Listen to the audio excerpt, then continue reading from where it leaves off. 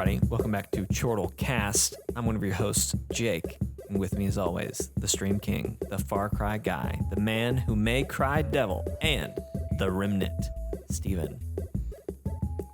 That begs the question. Is it Revenant? It's Remnant. Revenant. Okay, is so I did get it right. I didn't bear. fail. I didn't fail entirely. That's correct. What's most important. But in Remnant, am I the Remnant, or are we all the Remnant? Wow. What a deep questions already. We're not even a full minute into the Chortle Cast, and we're already getting deep over here. So in case you didn't know, ladies and gentlemen, this is Chortle Cast, the official podcast of Chortle Games, where we talk about video games, TV shows, movies, anime, and apparently deep things like if we're all just the remnants of our past, and, you know, what does that mean for the world and for the rest of us? And God, I'm so glad we capture gameplay right now, because if you're watching on YouTube, that's chortlegames.com. I am playing Days Gone today for my gameplay portion of the stream. And I just, for those of you that don't know, that's like a motorcycle zombie game. And I just mowed it's over Sons of Anarchy, but there's a Z in Sons. Nice. Yes, that's a great description. I just ran over they're called freakers in this game, but essentially I just ran over a zombie, and I was expecting him to just get hit and kind of just fall over. No, launched him across a lake. So I'm so glad, if you're watching on YouTube, or Facebook actually, at Chortle Games on Facebook, you also would have seen that. So I hope you got as much enjoyment out of that as I did. Steven, I kind of already alluded to it, but what are you playing during this podcast today? Ball in a Cup. Ball in a Cup. You take the ball, which is attached to a string that's attached to the cup, and you try to get the ball into the cup. But don't worry, if you miss the cup, the ball is attached to a string, which is attached to the cup. So cleanup is as easy as getting a ball in a cup. Ball in a Cup. Ball in a Cup, now sponsored. Yeah. I'm playing Remnant from the Ashes, and I have a melee weapon that's basically Ball in a Cup. When you say Ball in a Cup, Steven... You know the game as a kid when you have a cup and then you've got a string attached to a ball, and the game is to try to bounce the ball into the cup? Okay. That's what I was imagining in my head. Yes. But I just wanted to verify, because I didn't want to be an idiot like I always am. Normally I'm an idiot. 9 times out of 10, I'm just dumb. But I wanted to be sure. Ball in a Cup is where you really wanted to check your work. I mean, yeah, I feel like that was the right place to do it at the time. Okay. So, seemed like a good idea at the time. We got a great show for you this week. We're going to be talking about Marvel's Avengers and how they are working on the wrong problems, it seems like. And then we're also going to talk about Division 2 and what their plans for the future are. And then we're going to I didn't pick the topics today. Just to clarify. Just Jake to clarify, texted Steven me the topics.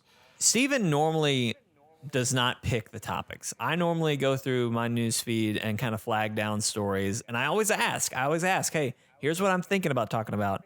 Anything else to add? Every now and then I'll get a suggestion from Steven, but 9 times out of 10, it's nope, that's good. I think that's everything we need to talk about. So anyway, then we're also going to do a little bit of catch up. We were going to talk about games we've been playing, and then of course at the end of the episode we will do our weekly Wanda Watch. So the final Wanda Watch. The final Wanda Watch. Wow, I just got a small. I forgot that these even exist in this game. A small child just attacked me. A small zombie child. I forgot that those are in the game. Anyway, dark. It is dark. It's very dark. Lots of creepy things happening. Lots of creepy. You know, I played Days Gone a long time ago. Not to just, you know, this podcast is all about, you know, deviating from the topic at hand, right? I have not played Days Gone in a while, and I did not realize how much of the game I didn't finish until I've started to go back, and I'm working on a platinum right now in the game. And let me tell you what, I missed out a whole lot. There's a whole ending scene with a main character that I never saw, and let me tell you, it changes the whole game. I'll spoil Days Gone for you right now. You know, you are interacting with this group that's kind of like the CDC. They're the big wigs that like supposedly have everything under control, but they've kind of left society to die. You know, they've kind of left us all behind to fend for ourselves. one of those guys that you work with through the whole game, at the end of the game, it's revealed that he's a highly intelligent freak. So it's like not only are these making zombies, but apparently like the people who are trying to stop the disease have become diseased themselves and it's just the new evolution, the new step of evolution for humans. And I was like, whoa, crazy, mind blown. I hate that I got that bit of information like 2 years after the game came out. And I'm shocked it wasn't spoiled for me, to be honest with you. But anyway. Well, no one talks about that game. No one talks about it. I don't know that anyone really played it other than me. I was very excited about this game when I first heard about it. You were. Which is very strange. It does not have me written all over it. I might at have all, to stop. I might have to just stop guessing when you like a game or not, unless. In fact, I think I have done that. Like if there's not a bow in it or any of your other things, you're such a moving target. I have a hard time. I really am horrible. It's hard. It's if hard you could to just guess. start making more sense as a person, that'd be great for all of us. Yeah, but that's just it's so ingrained in my character, right? That I just don't make sense. So it's ingrained in your character to have nothing ingrained in your character. My character model is just confusion and disappointment. That's everything that my character Confusion and is disappointment. with. Wow. Yeah. Sounds like my autobiography. Confusion and disappointment. Yes. A memoir by Stephen. Yep. Dictated, not read. Dictated, not read. Who wrote it? Wait, no, I don't know. Dictated, not read. So it has to be read to you. Wait, no, that doesn't make sense at all. I was thinking at first, like, you can't read this. It has to be read to Now you. You're getting it. But Yeah. I still don't think that's quite what you said. Anyway, we'll wrap up the show with WandaVision. We'll be sure to talk, let you know when spoilers are happening. But yeah, the last episode. So we've got lots to talk about and lots of theories still to go because that episode left a lot of questions unanswered. And some questions may be answered for now, but not forever. Okay. Speaking of an Avenger, though, let's talk about Marvel's Avengers, the video game, Steven. Yes. One of your favorites, a pride and joy of yours, one that you're hoping can turn around. I mean, I wouldn't call it one of my favorites, but I definitely appreciate it as a game and I really enjoy it. But it's making some progress. They're making some good decisions. And you alluded to them working on the wrong things right now. Mm-hmm. I don't know if I agree with that. Well, let's talk about it. So the news, what's happened with Avengers is Crystal Dynamics has announced that they will be changing the way XP progression will work in the game. On March 18th, the newest DLC character Hawkeye, of course, Steven's very excited about Hawkeye. But then also the next gen version of the game will be releasing, but they're going to be changing how XP works. So basically, to boil it all down, it's going to be, well, I don't want to boil it down. I'll continue reading. In the developer's blog, the Marvel Avengers team shared that the current XP progression curve isn't really a curve at all. Most RPGs increase the amount of XP required to level up as players get stronger, but Marvel's Avengers XP system is linear and static. So basically, you have to, let's say there's 1,000 points to go from level 1 to level 2. Well, from level 2 to 3, it's still just 1,000 points. So it's not like that curve is getting harder and harder. And so this has led, they continue on saying, this has led to pacing issues such as skill points currently being rewarded way too fast, which may be confusing and overwhelming to newer players, says Crystal Dynamics. So what they're doing is they will begin increasing the amount of XP required to level up, starting at around level 25. The XP will increase the closer players get to 50, which is the current max level for characters. Crystal Dynamics says players looking to max their characters quickly can try and grind before March 18th when the update is set to go live. They're also going to do something with cosmetics. Marvel's Avengers is getting rid of random cosmetics entirely, starting. Apparently it started as soon as this article came out. Random cosmetic drops will be temporarily removed, and they will reappear later in a cosmic vendor and can be purchased through units. So there you go. So yeah, I at the beginning said, maybe they're working on the wrong things. To me, I hate this because I don't even have Thor, who's like my main, if you will. I don't even have him up to level 50 yet. Like at this point, I'm never going to get another hero. This is going to turn into Destiny all over again. A lot of people who are big time Destiny fans, they've got 3 or 4, well, not 3. They have 3 characters, right? They have a Titan, a Warlock, and a Hunter. Some people who are crazy will have all 3 of those characters fully leveled up, fully engaged with what's going on. I think most people have what they consider a main character, but some people will grind the power level for all of their characters. But I don't do that. I just play the Hunter and pretty much have no plans to ever touch my Titan or my Warlock again, even though I think it would be fairly easy to pull them back out. I don't know. What I'm getting at is I don't know that I'm necessarily very excited about this turn of events. It's something that you can't, that's not good news for it doesn't change the way it plays in a positive way, but it removes a negative aspect. Because let me tell you what happens when you play Avengers, and this hasn't been your experience, but well, maybe I don't know, but I've played it a good bit, especially when Kate came out. I played her and found out that she was my favorite character. Right. Just in time for Hawkeye to come out and decide that he's really your new favorite character. Yes, absolutely. But I'm gonna stop here at this door and explain this, just to make sure I explain it correctly. So when I played Kate in like a couple days, I got to level 50. Wow. And my gear level was like not even a third at max. So what that means is that the gear grind, which has proven to be monotonous, was suddenly a lot more monotonous because the only thing you're changing, the only thing that's dynamic about your character is the gear you're equipping.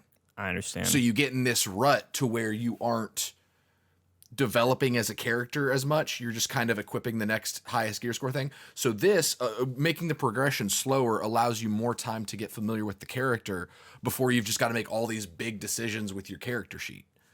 And they're not big decisions because you can unlock the whole skill tree, but it gives you time to let new skills and such sink in and learn them, because it really was, you got skill points just thrown at you constantly. So I wouldn't be concerned that, because honestly, I know you don't have Thor at 50, but the character level grind in Avengers is super quick. It's ridiculous. To the point where I totally understand why they're doing this. The sucky thing is that to those who like yourself, who have not gotten a character that high or who just haven't played the game that much, all they see is, wow, this game's going to be even more of a slog than it already was.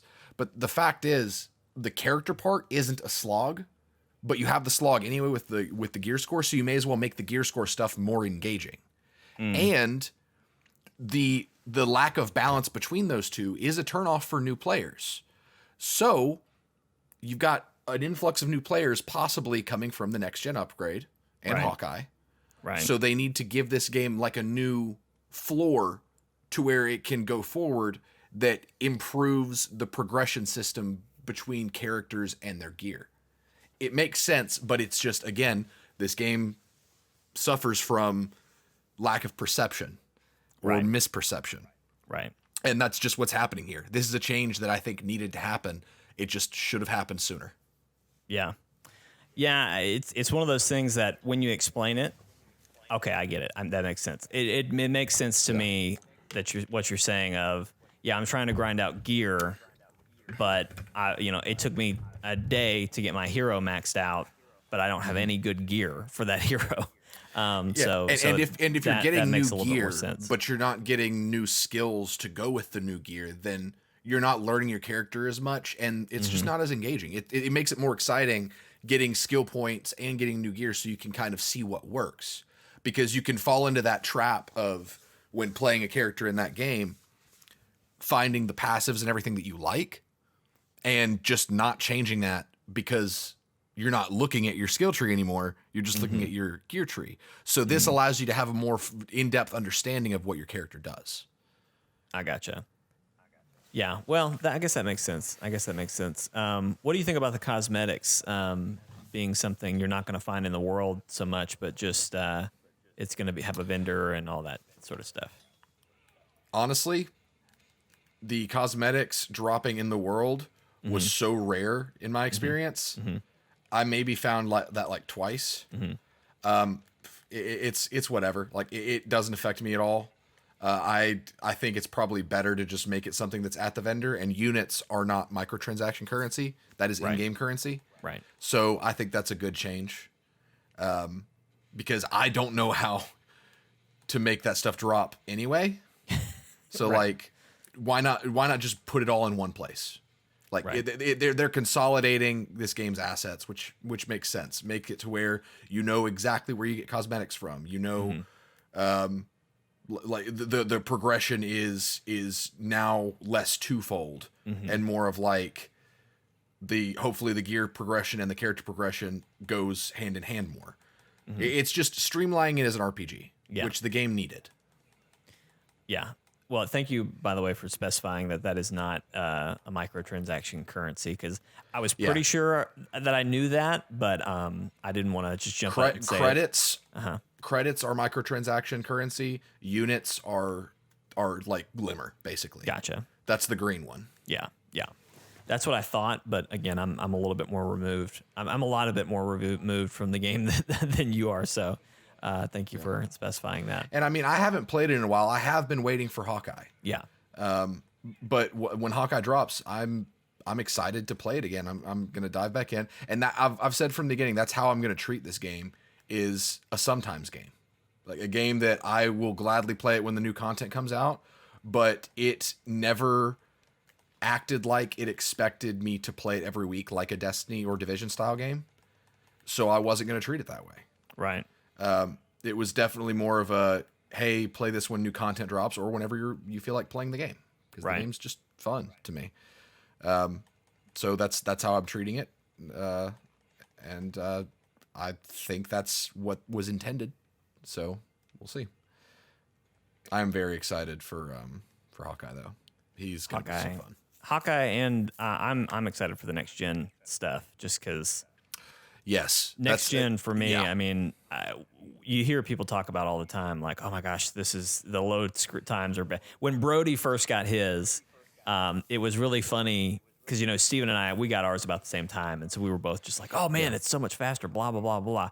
But for seeing Brody get his, I don't know, a month, 2 months after us, and then hearing him kind of relay the same things we had said, it was just like, it's so much better. It's crazy how much better it is. You forget how much of a difference it is once you've had it for a few months, but you get spoiled.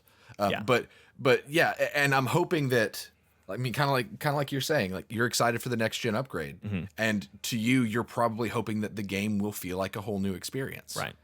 And that is why they probably chose the timing for this progression thing, because they need to re-cement themselves as an RPG or as an experience overall. So if they can make it to where the game isn't as buggy and the progression feels more engaging, then that's two very important problems that they were facing, I think. But it's just going to be the matter of fighting the uphill battle that is how people perceive this game. Because they have no chill towards this game. People just hate on it relentlessly, and these are people that have like never even played it. Right. And so I can't say enough. Like, they've really got a disadvantage with what they're working with, and it's really not their fault.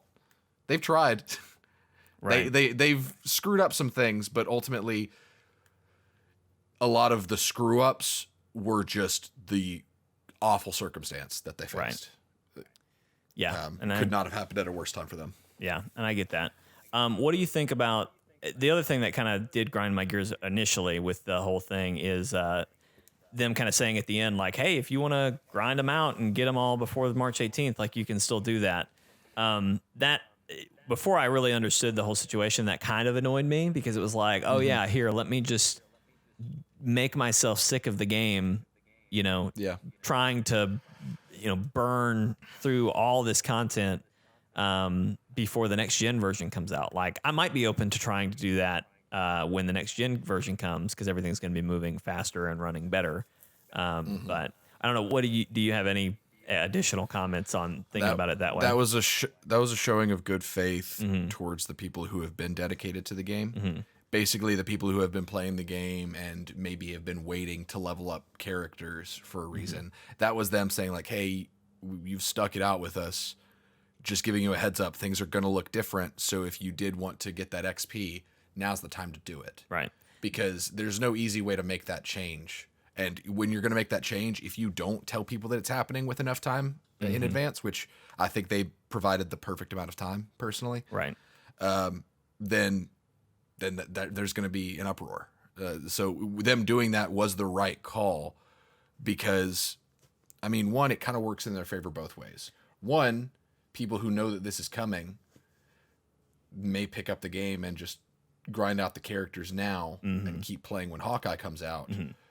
And two, you do have those people who, crap, I forgot what I was going to say.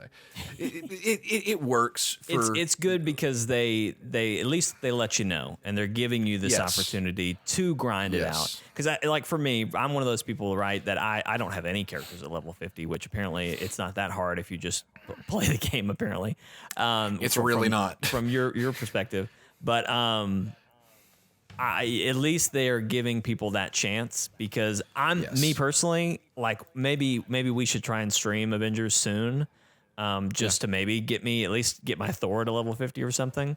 But I think most people are probably just going to wait anyway. So it's really just for people who are dedicated who haven't had that chance.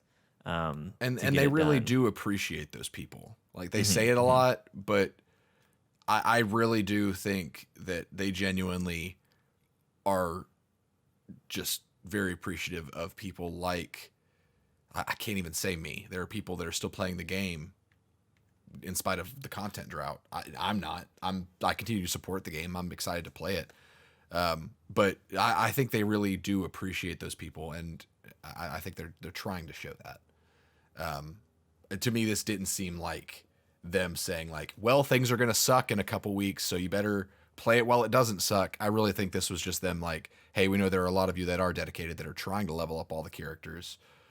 We just want you to know that process is going to change. And if you're trying to get it done in a timely manner, it's going to be easier right now. But Steven, let me ask you, have you ever done something really stupid? All the time. Okay, great. Me too. If you're watching on YouTube, you know exactly what I'm talking about right now. But if not, you should go watch the YouTube video. To see really pushing our audio. You're twisting the arm of our audio listeners this week. Look, audio listener, look, you're in your car, you're driving to work. Just pull over in the median real quick. Take a look on YouTube right now and see what stupid thing I just did. ChortleGames.com. Just take a quick gander at the stupid thing I just walked into and did to myself. So. And that's your fun. While you're there, of the second. Come look at Ball in a Cup. It's as fun as playing with a ball in a cup. I really can't wait to see what your gameplay looks like today, Steven. I'm really excited about it. But I'm pretty much just farming scrap and materials while I'm looking for a boss, so it's not that engaging. But I do have Ball in a Cup. So I am, in a way, I'm also farming. In a way. Okay, I think that was enough Avengers talk. Let's move on to some other good, bad, exciting, not exciting news. And I'm going to let you just take it away with this one, Steven. Let's talk about Division 2. What is changing? What's kind of the news with Division 2 this week? So it's funny. We took a couple weeks off of talking about these games every single week, but they just find their way back into our lives. They find their way back into our hearts. They're always there. Life finds a way. That's Jeff Goldblum. I got it. Yep. Very, absolutely. very half-hearted Jeff Goldblum. I love how you just said it in your voice. Yeah. But the delivery, Yeah. spot on. That's like on Family Guy. There's a character voiced by John Benjamin. And he does a stand-up bit, and he goes up there and he's like, "Hey, you guys know Bob from that show Bob's Burgers? Hey, it's me, Bob, from that show Bob's Burgers. What about Archer? You guys like Archer? Hey, it's me, Archer." And that's his entire bit, just because that's John Benjamin's actual talking voice. He talks, his voice acting voice is his voice. So. Yeah. But gosh, what a derail. So Division 2 confirmed a couple weeks ago that it is not dead, even though title update 12 was initially supposed to be the final title update for Division 2. They decided, you know what, let's just keep the ball rolling. And that was a very mixed thing for me, because for one, it was like, okay, cool, I enjoy playing Division. More stuff, that's good. It means I'll keep playing it in the future. But on the other hand, they didn't seem to know that that was happening until we knew it was happening. And I'm pretty sure that was confirmed, which meant two things. One, they were very early in development, so it would be a while before we got any of that content. And two, we may not even have a Division 3 in anywhere. Like, it may not be coming. So the future of the franchise was so just like, well, I guess that's it for Division. Like they had no plan or roadmap, allegedly. That's what we're left to kind of believe, or just at least assume. Maybe the sequel needed more time in the oven, but it was a good-bad situation.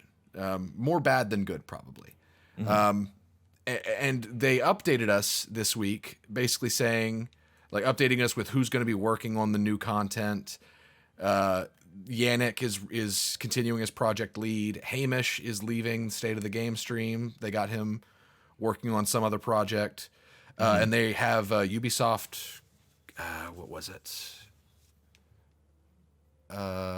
Bucharest. They've got some people from Ubisoft Bucharest helping with the new content, which this is kind of a good-bad situation. Again, as always is with Division. Those are all good things, because new blood on the project means that someone might actually give a damn. And by that, I mean someone might actually have a vision, or treat it like a project that isn't just the project before the next project. So that's good. They said that the update that is in question will feature a new game mode that is new to the franchise, which I know, Jake, you won't understand the relevance of them saying new to the franchise, because you hear that and you're like, oh, that's cool. And Division veterans hear that and say, oh, okay, so you still aren't releasing Survival. Got it. Because ever since Division 2 launched, everyone, you can look on any social media post, there's at least 6 people on that post. For every good question, Survival. There's 6 people saying release Survival. Yeah. Because it was such a good mode on Division 1. So them saying new to the franchise is their way of saying, ground your expectations, guys, it's not Survival. But so that's good that there's a new game mode coming. But bad that it's not Survival, because that's the kind of thing that Division needs. So again, one step forward, one step back. Right. And here's where we get into the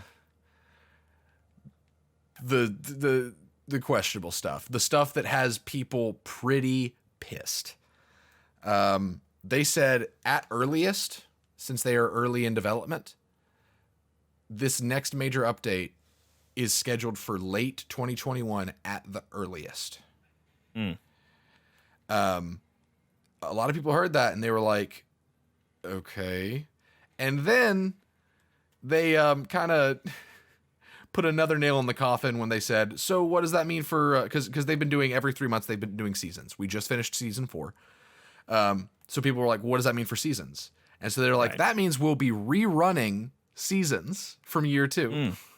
And that's when people lost it, because they were like, okay, so what you're saying is we are getting no new content and you're just recycling the year that we just played, which is essentially what's happening. And again, That's so rough. it's very rough. But here's my perspective. Division's problem in year 2 was that pretty much all of year 1 was spent with them throwing their hands up in the air being like, we don't know what we want this game to be. Right. And while they were doing that, they were developing a major expansion. Hold on, my brother just tried to invite me to a voice chat. Tell him no, you're on a podcast. We don't voice chat in podcasts. What kind of maniac, what kind of show does he think we're running over here? That shit may fly over there at Friendly Fire Games, but not here. Link in the description. Yeah. Hold on. Later. Okay. Well, I do think it's definitely rough saying like, hey, we're going to rerun a season. Like I saw one of the things I kept seeing was a lot of Destiny people I follow. They were like, man, can you imagine if like Bungie just came out and was like, yeah, we're going to rerun like Season of Opulence or something like that. The joke was like, oh, actually Season of Opulence was really good. Like, let's just maybe let's just do that again. Yeah. But still hearing from your favorite game, like, oh yeah, we're just going to give you the same content. Right. I mean, we talk about with Destiny all the time. It's like, well, you're really just running, you really are just running a lot of the same maps or same areas, just maybe approaching it from a different angle or something. And that's just kind of like, if that's good enough for you, that's great. Right. But and that's essentially what the manhunts were, like the seasons, because you replayed missions while you were getting intel on targets. You'd hunt down the targets and you'd get a new skill. Right. This is somewhat good news for a lot of people, those people being the ones that did not get to finish the season, because there are some good skills like the EMP sticky. That's a very good skill that people have been without since season 1 ended back in June, I think. Wow. Yeah. But yeah, that's a good way to look at it too, because I mean, I'm just thinking again, comparing it to Destiny, because that's all I really know. There's a lot of weapons and gear and specifically exotics that normally with exotics, they give you a way to get them later, even if you miss them in the season, but normally it's kind of annoying or you have to get some sort of currency or something to make it work. But that would be a cool opportunity for you guys to just be able to grind stuff that you missed. So that's kind of a good way to look at it. Of course, people like me already have all this stuff. And those are the people who were pissed.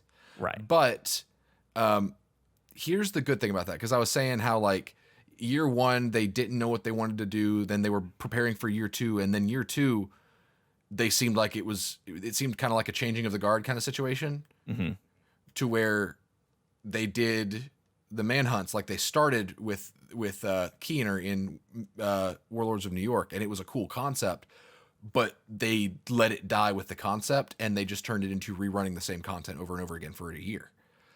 So this game, but the thing is, during the year that we've had, they had to spend so much of their time on balancing, creating new content, because the gear that they would release was good, because we got new sets, new exotics, all this stuff every single season. But the problem was they didn't come out with any new real content like missions and stuff like that, because they were spending those 3 months fine-tuning the next 3 months. So they were stuck in that loop of like, we just have to keep recycling what we've got because that's what we have the manpower to create. And this is where I come to I am ultimately happy with their decision.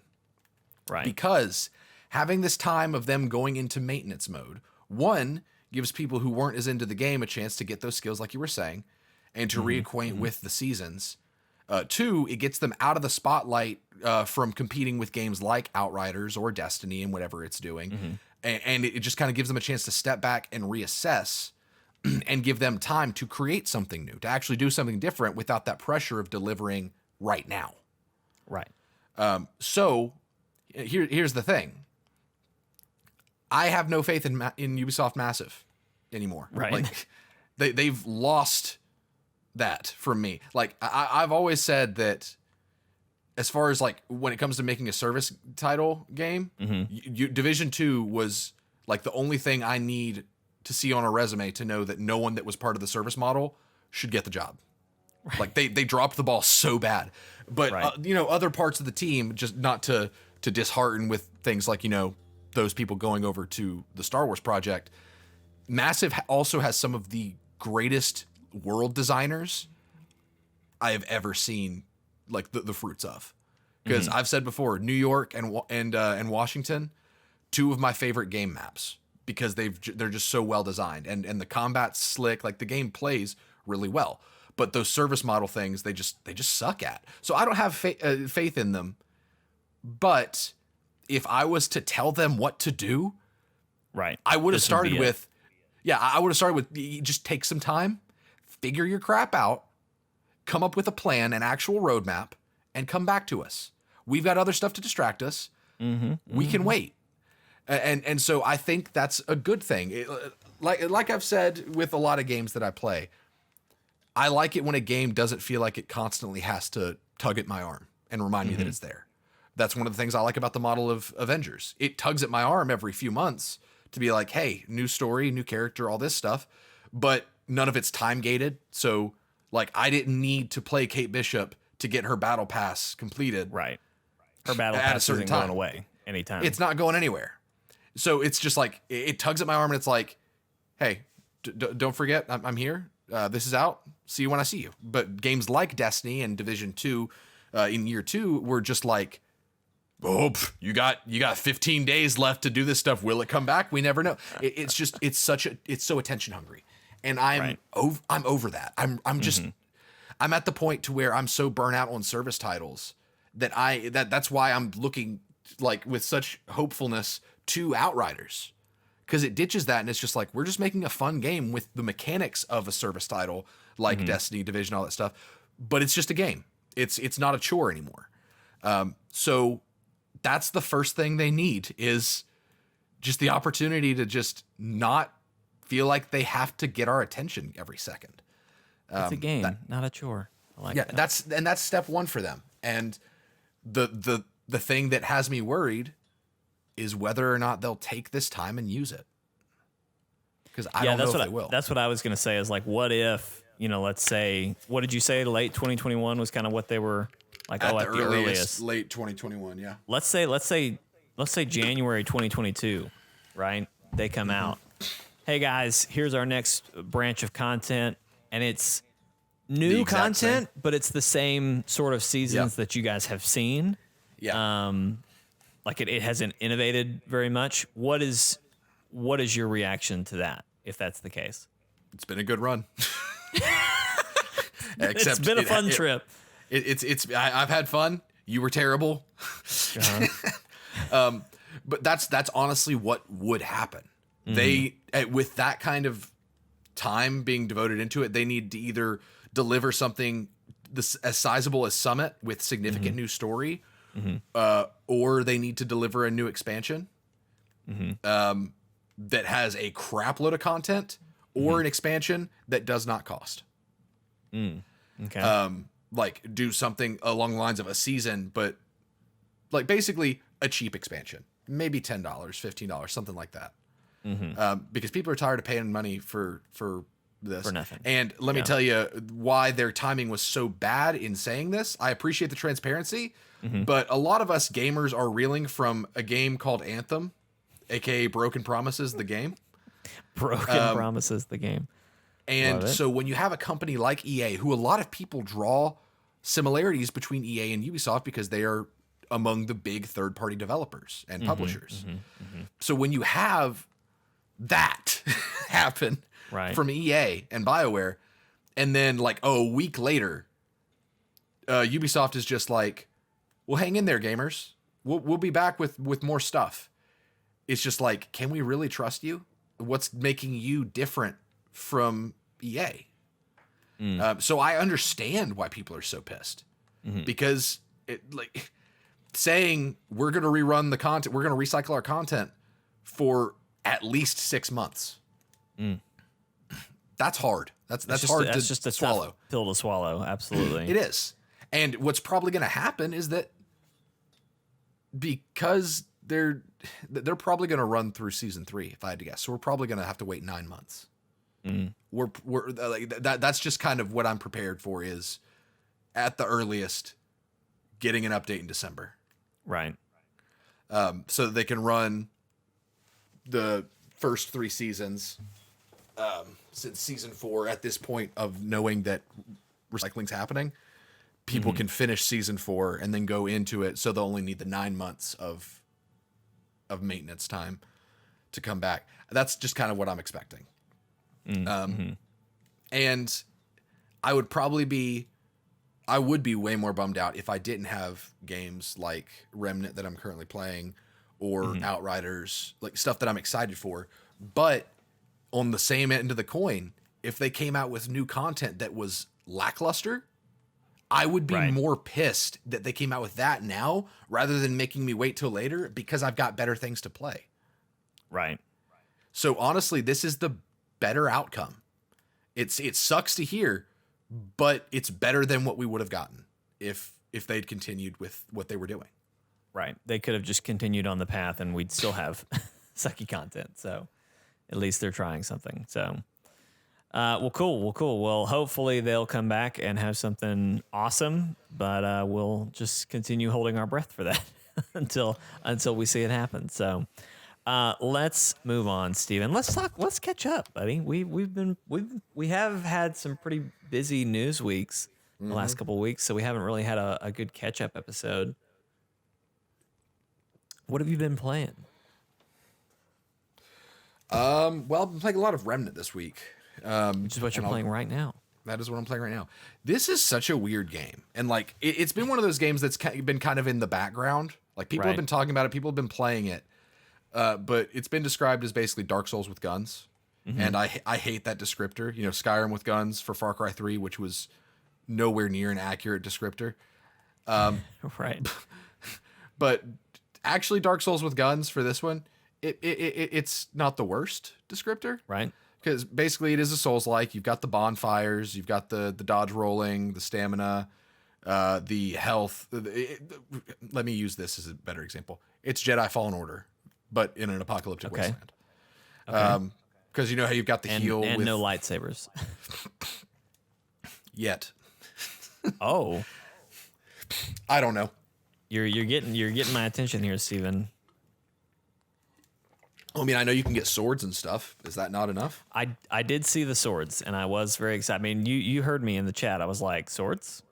Swords? What? So basically, it's a game where it starts where you're in, I guess, post-apocalyptic or mid-apocalyptic. I don't know. Like, basically, there's this other dimensional entity called the Root. Which are like tree demons, kind of, that have overthrown humanity, and so everything is just in ruin. So it starts out as a game that's kind of like, oh yeah, you got to defend against the Root, but it very quickly turns into, and I'm not very far in the story, but it very quickly seems to turn into, not only are you trying to save humanity from the Root, but also you are becoming an interdimensional monster hunter. Nice. Where like the first area is Earth, and Jeremy and I were walking through, and I think this might have been on stream, but we were walking through the streets, and suddenly a giant tower appeared, like it just dropped in front of us, and like the sky looked kind of glitchy and everything. We were being invited into a different plane of existence, basically. So it's other dimensional monsters and stuff. It's super cool. Like, it's apocalyptic. It's otherworldly. The shooting is tighter than you'd expect from a game described as Dark Souls with guns. There's a good bit of depth with how you play. For example, I play with a heavy focus on weapon mods.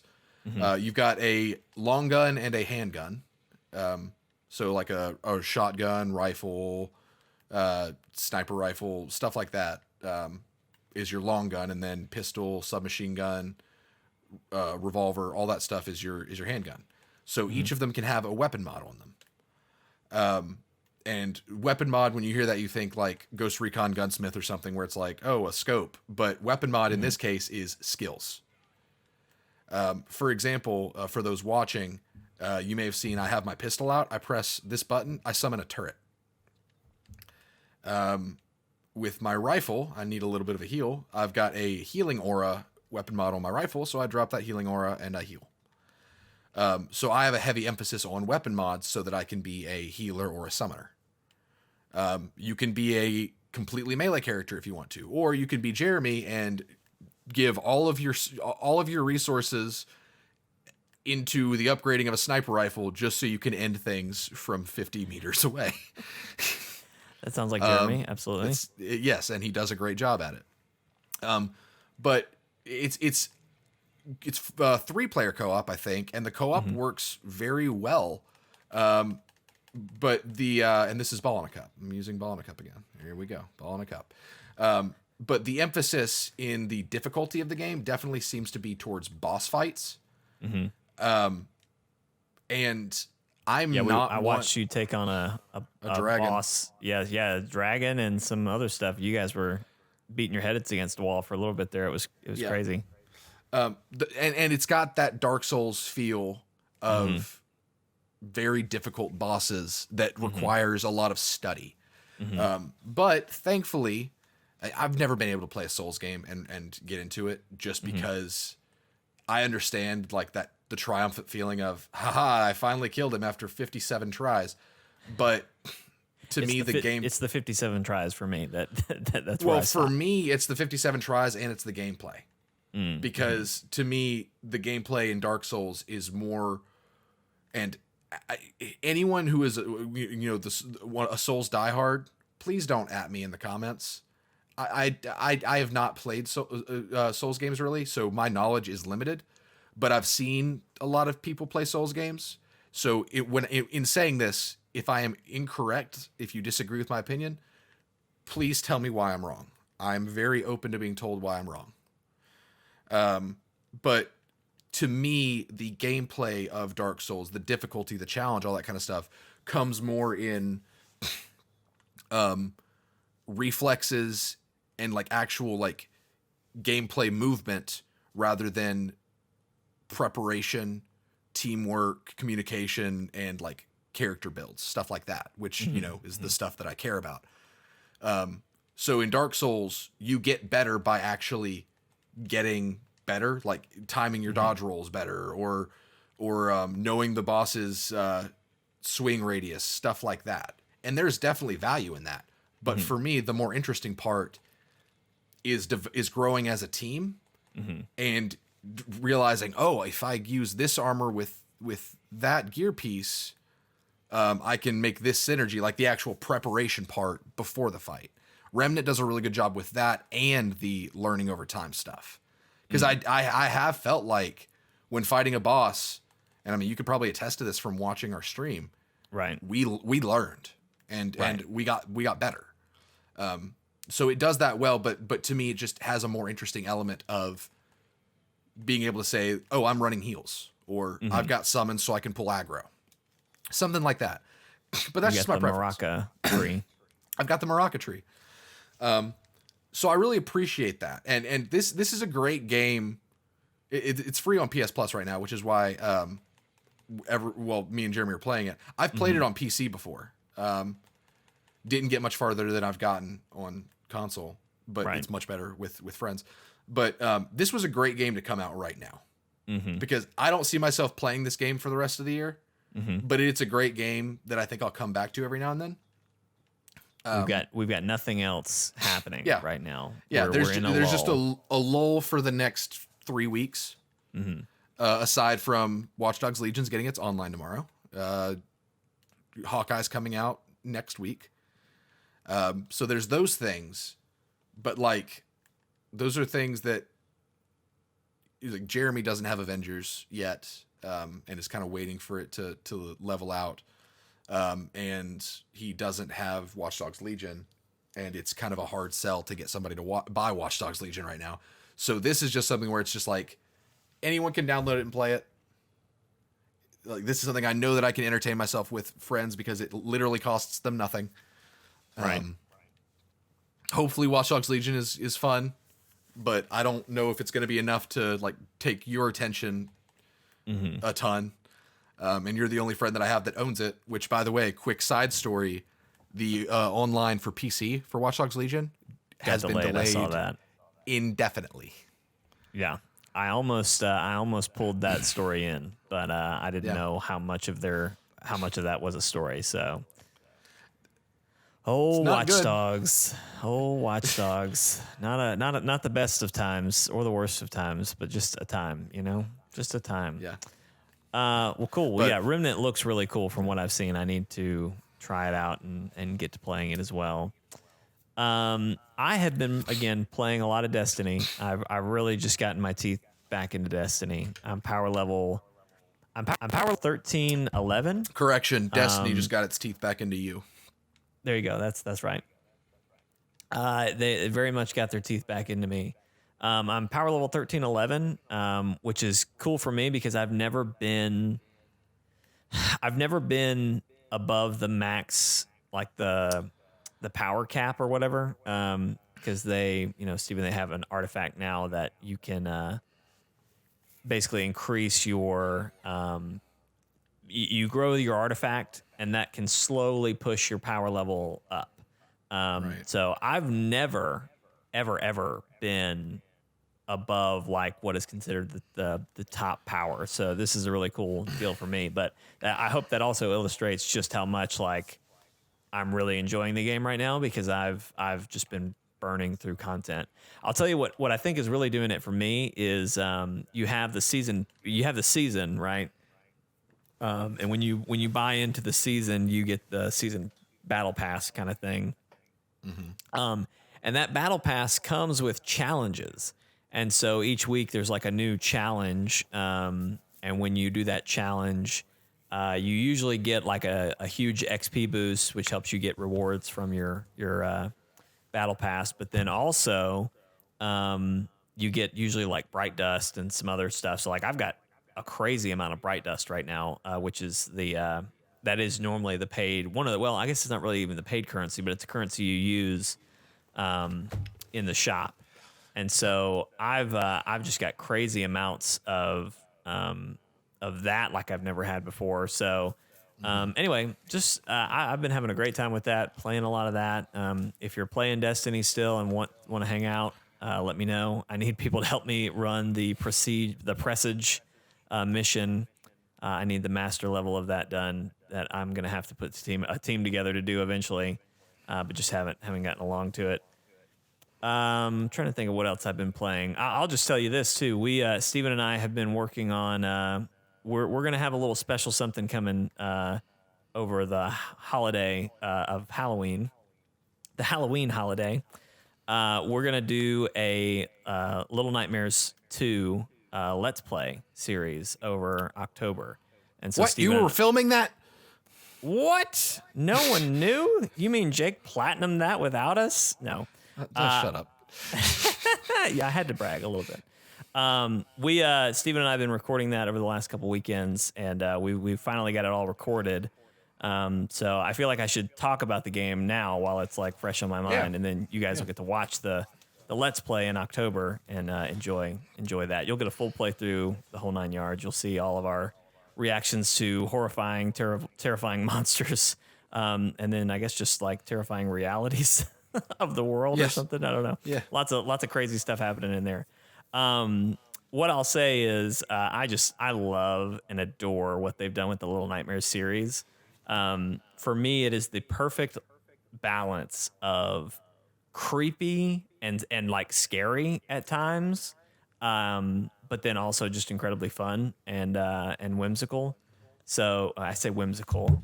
Some of it's whimsical, I guess, in a way, because it's kind of. It feels like an R-rated Tim Burton film. Yes, that's a great way to put it. So lots of really weird situations and monsters you find yourself in, and you're navigating as like a child, lost in these terrors, but you're doing terrifying things. So, but it was really fun. It was really enjoyable. Again, I think the the best parts of that game are its creepy. I don't even want to call them bosses, but like bosses and enemies that you come across in that game. I think bosses is probably fitting. Well, you don't always fight and kill them, but you're normally like running from them. So they've got a really cool cast of just creepy monsters that you have to deal with and escape from and all that. And so that is definitely their strong point. It's a bit of a platformer, and the platforming can get frustrating. So, but they are usually pretty generous with where you restart or like respawn into something. Yeah. So, and then also I'd encourage, it was a fairly easy platinum if you are a trophy hunter. There are honestly a lot of trophies connected to like really funny moments and are just kind of cool things that you can do. I was telling Steven about something. There's one level where you have access to an incinerator. And what you're supposed to use it for is you're supposed to incinerate a stuffed teddy bear to get a key to go to the next area. But there's lots of things you can actually put into the incinerator that get you trophies. And one of the things was somewhere on that level there is a corn cob. An ear of corn, if you will, and you can throw that in the incinerator, and it makes popcorn, and that's a trophy. But it's also just kind of funny because it's like, hey, popcorn. That's how you make popcorn. So anyway, I really enjoyed it. Steven, you kind of commented too on it's really fun to watch someone play it, and that in a lot of ways that's a sign of a good game as well. So it's very engaging, very visual.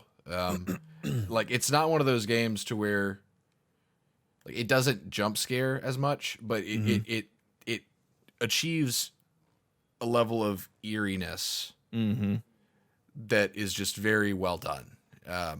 Like a lot of little details, seeing the same dog piss on a picture over and over again, being like, I still have seen no explanation for that. I really need to go back and YouTube or Google some answers for that one, because I don't know where that's. Am I gonna see on the channel's search Little Nightmares dog piss picture?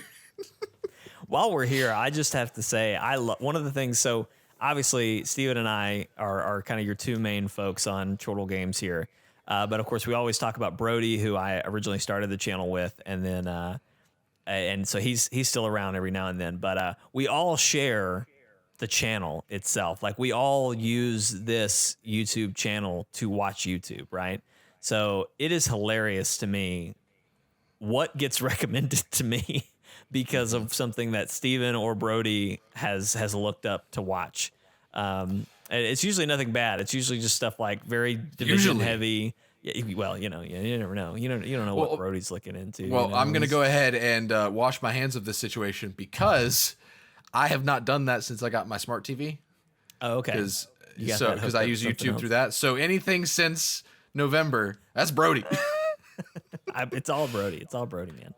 But anyway, no, that's just funny. So yeah, I'll hopefully you'll see. I sent you one that was kind of an explanation of the ending because Steven and I both were like, I haven't gotten to watch it yet. I need to. It's crazy stuff. It is very much like Little Nightmares 1 in its just crazy messed up ending. So and of course we have that Let's Play up as well. So if you wanna go watch Little Nightmares 1 in preparation for Little Nightmares 2, you can go do that. That starts off with me and Brody and wraps up with Steven and I.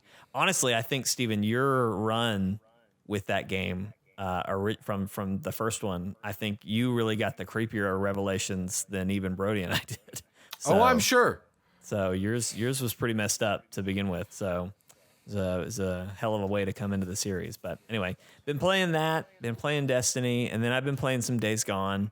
Again, I'm kind of slowly but surely trying to platinum this game just because you guys have heard me talk about this. I'm trying to platinum more games that I enjoy, right? Like if I really enjoyed a game, kind of almost my way of honoring it is I'm going to get the platinum just to kind of show, hey, I really liked this game and I put in the time and effort for it. Most of those that I've done so far have been pretty easy to go back and do. Then why'd you platinum Cyberpunk? God bless. That one just kind of pissed me off because it really, honestly, it wouldn't have taken so long if I hadn't gotten unlucky with that one character. There was one moment in that game that really just kind of screwed me over for the rest of it. If I had known that I could have saved that character from the beginning, I would have been in a much better place with that. But I wanted to platinum Cyberpunk because I liked it at one point and wanted to platinum it, but kind of fell away from me pretty quick. So, but anyway, I've been platinuming a bunch of those. Like Last of Us Part 2 was a good one to go back and platinum. I really enjoyed kind of replaying a lot of that game, and see, go basically having to replay through a lot of it just so I can platinum it was fun because I got to kind of see the story again, after having seen it. So it was fun. Sorry, I just I keep disturbing like really big hordes. Right now in Days Gone, I'm just cleaning up hordes that I missed, and for whatever reason, normally the hordes are pretty small. Like we're talking maybe 50, 60, 100 zombies. But every now and then I end up running into one that's like hundreds, and for whatever reason that's when I have to start talking. So I'm running for my life right now. But I found an assault rifle in this game.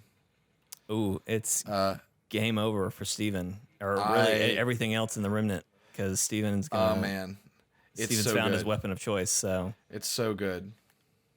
But yeah, Days Gone. It was a great game when I first played it.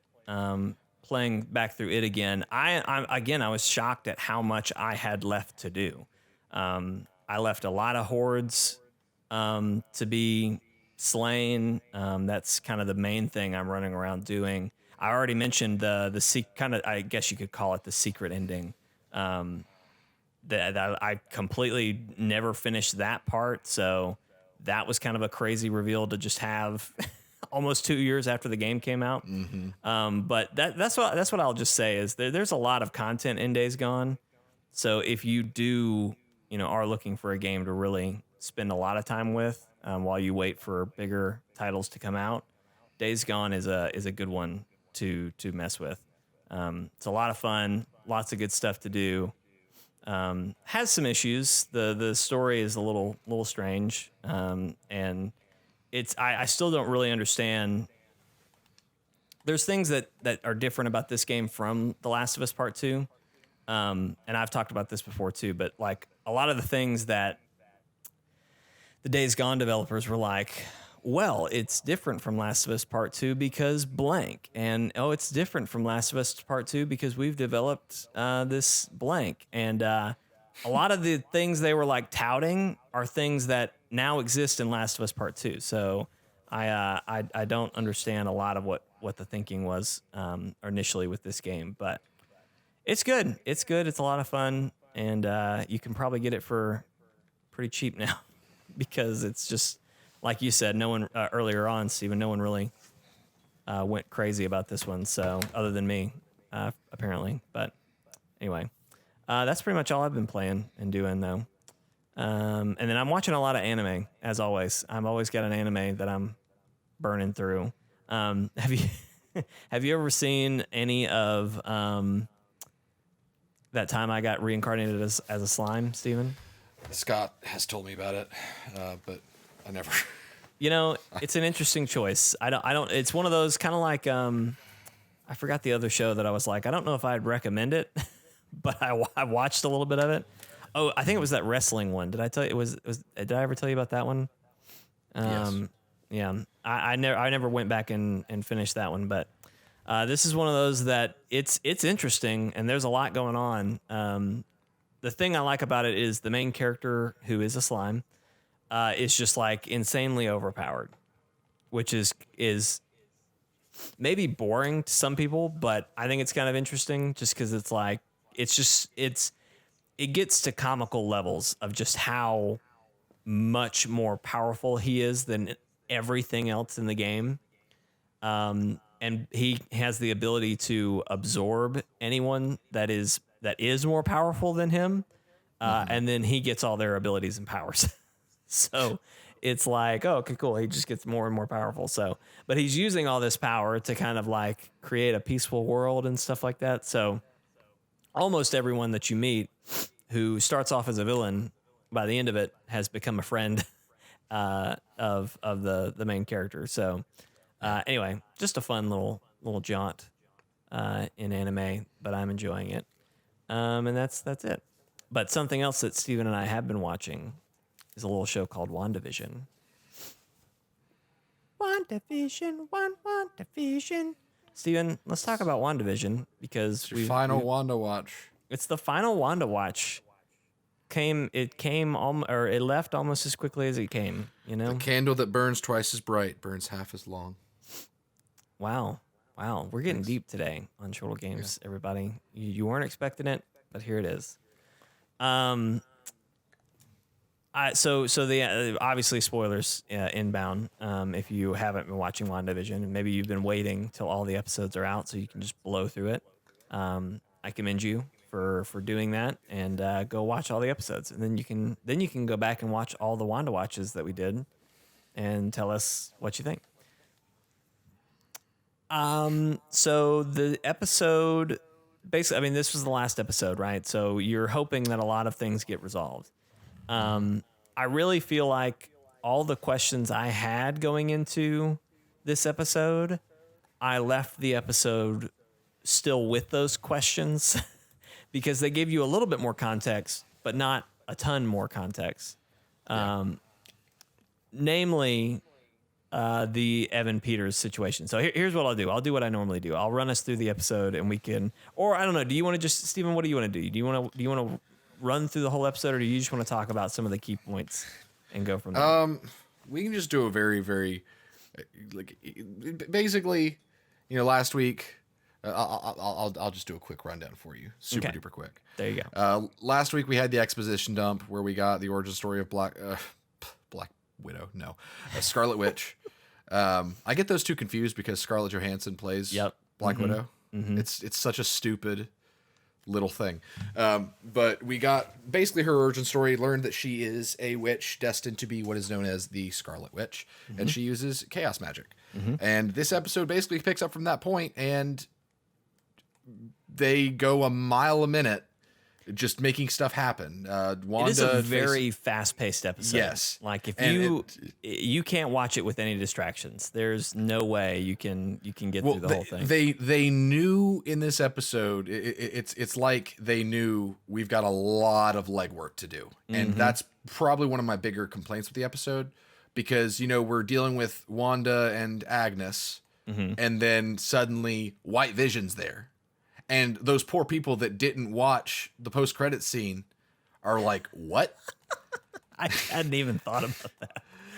If you missed that he just shows up and starts crushing her skull. Yep. And then it's Vision v Vision. And then like it just moves very quickly to and then the sword agents come in, and it's like everything is converging all at once. So yeah. And just basically all that you need to know and we'll do a bit by bit, because I feel like every single major plot thing that happens, I'm going to have something to say about it, so we can just move towards that, because the episode was just this. It was the climax. It was Wanda versus Agnes, Vision versus Vision, Tommy and Billy versus the military. The military. And Monica got to show her powers a little bit more. Like it was just, if I'm being honest, a very what you'd expect wrap up that didn't really do anything that creative. Like it just felt kind of sloppy with how much they had to do, because it very much felt like they were like, oh man, we gotta finish this thing. All right, what's the obligatory stuff we have to do? Right. Like it just felt like it was almost done by a different person, like director wise. Right. But what did you think of Vision v Vision? So let's start there. Vision v Vision. So we got the end credit scene where we saw that White Vision or the original Vision's body had Hayward had it the whole time, and he had been slowly putting it back together, and all it took was a little magic from Wanda's. You assumedly assume that they're just pulling energy from the Wanda's abilities, which come from the Mind Stone. So they're kind of just reinserting the Mind Stone in a way into Vision, right? That's kind of what I am interpreting has happened. They did not do a good job of highlighting that. Like we got there. Right. But for it to be in a post-credit scene and for it to be as big of a deal as it was, right, they could have explained that much more. Right. They could have put a little bit more into that. So that he comes out. Let's just talk about it. So their actual fight, right? Obviously they're fighting. I'll just quickly jump into this. There's a great moment where Vision and Vision are fighting. White Vision goes for the Mind Stone on Westview's Vision's head, and Vision just phases through. And a part of me has just been like, why didn't you do that with Thanos? Why didn't you do that with Thanos? You could have saved so much suffering. Because Corvus Glaive made it to where he had trouble phasing. Because remember, he got stabbed and he said, the blade is messing with my phasing abilities. Thank you, Steven. Pay attention for remembering Jake. that. No, thank you. There you go. Anyway, I did like how their fight resolved, right?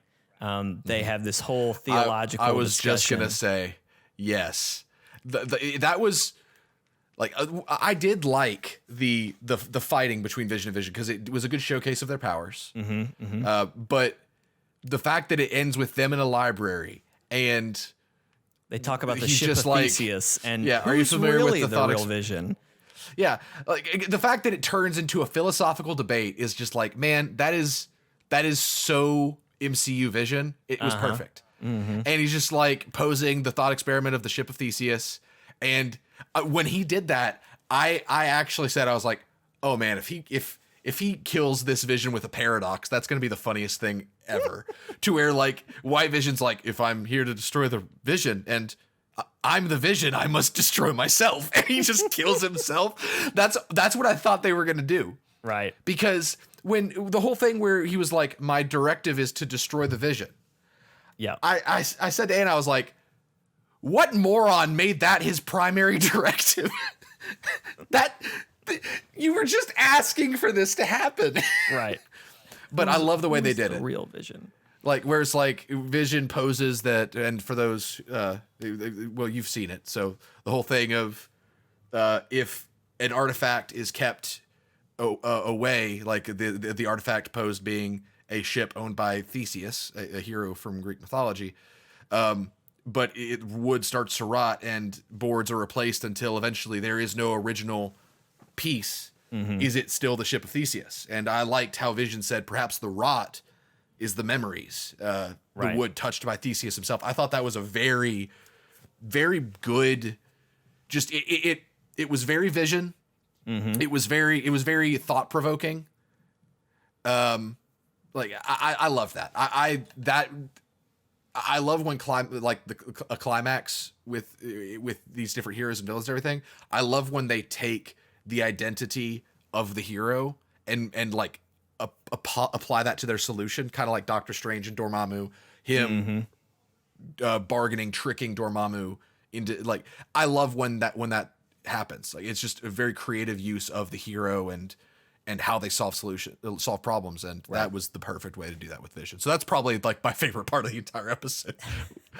It was really, really good. And I think also it does a good job of setting up like where Vision is going, because he ends the way that fight ends is they have that conversation and White Vision just leaves.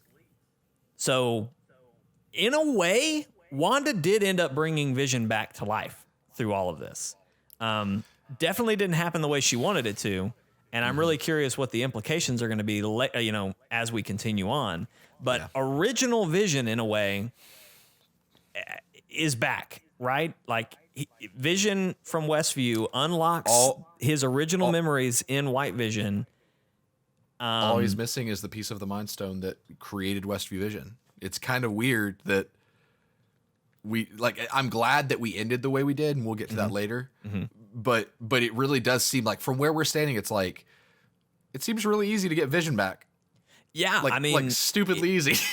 You assume he is off in hiding, not unlike how Wanda ends this episode. But you assume he will be back at some point in some level. Maybe back in Multiverse of Madness. I don't know. Maybe not. But he's not going to be gone forever. There's definitely a future where Vision is going to come back, which I'm glad of, because I like the character. I like Paul Bettany. I think having him continue on in the series is going to, or in the series, in the MCU is going to be good. So I'm just glad they're keeping him around. But did you also love how, because apparently Paul Bettany, like we talked about this before, he teased that there's a cameo I'm still mad about that. Don't bring that up. So it's funny because I hadn't watched the clip of him saying that in the interview, and I watched it earlier last week, and when I watched that, it was just like, oh, he's obviously trolling. Like, just like, if you just watch the clip, it's just like, he is totally just pulling one over on us. And like, after I watched that, it was just like, I wish I'd watched this sooner, because it would have been funnier. But I just love Paul Bettany. And I laughed it off. It was just like, that's pretty funny.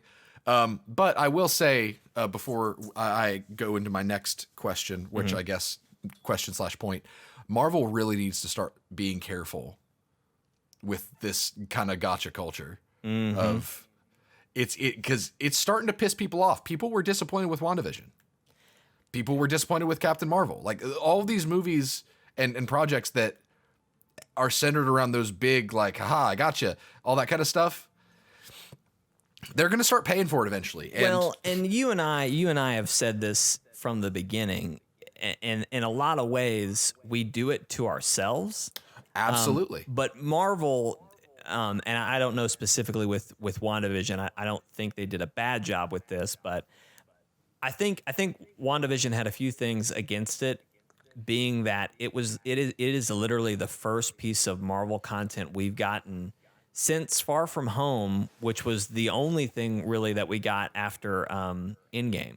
So and then, you know, with a lot of that is COVID related, right? That's the real reason why we haven't had a ton of Marvel content. But anyway, so expectations and anticipation was through the roof for this show. Right. And I think I almost wish that Winter Soldier and Falcon Winter Soldier had come out first, which, as I remember, was the original timeline. That's what it was supposed to do. Because I feel like, I hope I'm wrong, but I feel like that show is going to be very run of the mill. Going to just be, I'm sure there will be, I'm sure it'll be good. I'm sure it'll be cool. I mean, but I'm not expecting yeah. Mephisto to come out of that. No, I'm not expecting the next big bad of the MCU to come out of that. Whereas I think a lot of us started to see what was happening with WandaVision, and we're like, holy shit, what if blank? What if blank? And just our brains went through the roof. And I know for me, I kept saying that, you know, what if they're going to go this hard on the first show that they do to really establish, like, hey, these shows are going to matter. Like, you're going to want to watch WandaVision and Falcon Winter Soldier, because we're introducing the next phase here. And I do think what we've seen is going to have, you know, I don't know if merit or value is the right word, but like, obviously what's happened in WandaVision is going to affect what comes next. And I think we very obviously it's set up for Multiverse of Madness. But, you know, I was thinking, oh yeah, this is how they're really going to prove that this is the next, you know, this is how we're going to do it now. But obviously we all just kind of got far away ahead of ourselves. I think there was a point around the time Pietro showed up. That was really when we had the episode. When they had the episode with him, that's when I was just like, I think we're expecting way too much from this show. Yeah. So let's stop. Let's just jump to that. Let's talk about Pietro, fake Pietro. You mean Ralph Boner? Ralph Boner. So number one, I would like to say I'm glad that Ralph wasn't just a throwaway. I'm glad that eventually came back around. It did feel pretty pointless though. Well, so here's my thing, and I've said this a couple times now. I'm personally, if this is it, he was just a fun cameo that happened, and there's really nothing else happening behind it. That's disappointing. That's almost, I would say that's upsetting to me. And what I think is potentially happening, and I've seen a lot of people are throwing around this theory as well. What if he is the person in witness protection, and he has somehow crossed over from the multiverse? No. Stop. That's no. They spelled it out for us. Well, like I've said for a while now, what if the multiverse has happened and we just don't even know about? Like, the threads of the fabrics of reality are falling apart, and things are starting to bleed over, and we're not going to know that it's happened until later. Like, what if, and I've said this before, we talked about J. Jonah Jameson, J.K. Simmons. What if he's actually a multiverse sign that we just didn't know was a multiverse thing until Multiverse of Madness comes out, or Spider-Man 3 for that matter, and we realize, holy shit, this has all been blending together, and no one really noticed it until we had 3 Peter Parkers running around. So I wonder if Ralph Boner isn't him in hiding for some reason, and he's come across the multiverse. But Steven hates this idea, so I hate the idea because we just finished saying we do it to ourselves, and you're doing it to yourself again. I am doing it to myself again. I understand that, but like, seriously, if that's it, that's really disappointing. Like, I really just think it was it, because they are going to want to recast all of their X-Men characters. Like, they're going to want to start from scratch, and I could see him being the one in witness protection, but it doesn't make sense to me because Agnes pulled him.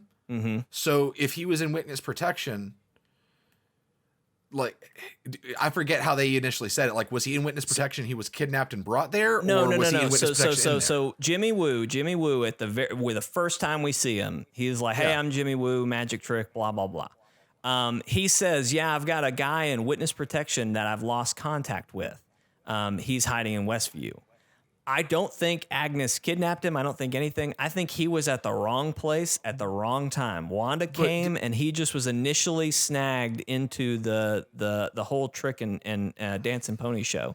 And I think Agnes, I honestly think by happenstance as well, just picked his house and took over his, got him in a trance and took over from him. But I don't know.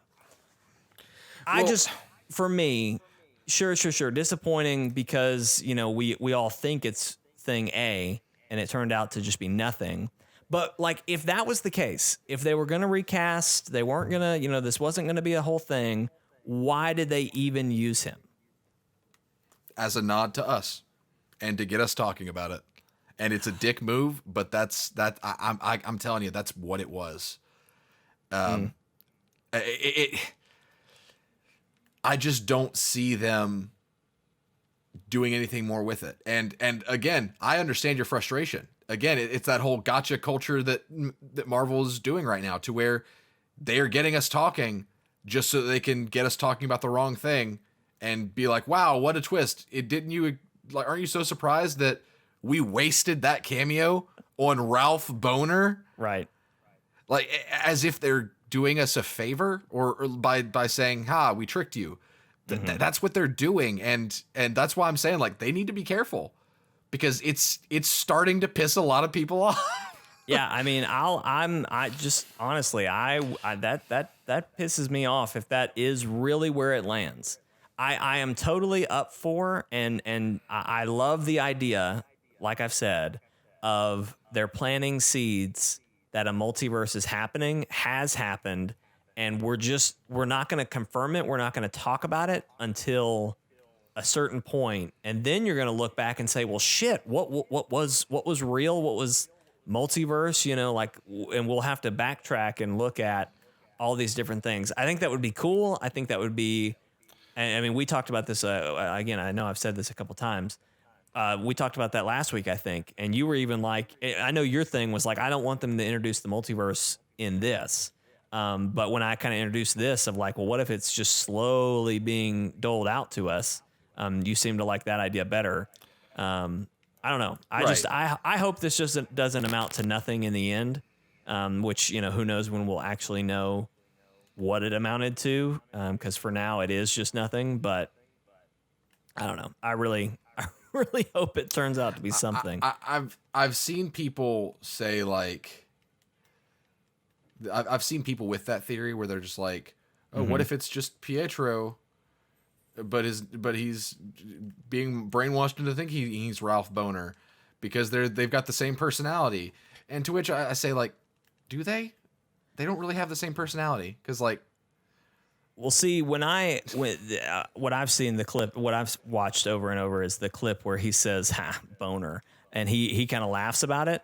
I almost wonder if when he did end up here, he ended up in witness protection somehow, which I still don't know the full explanation of how that would work.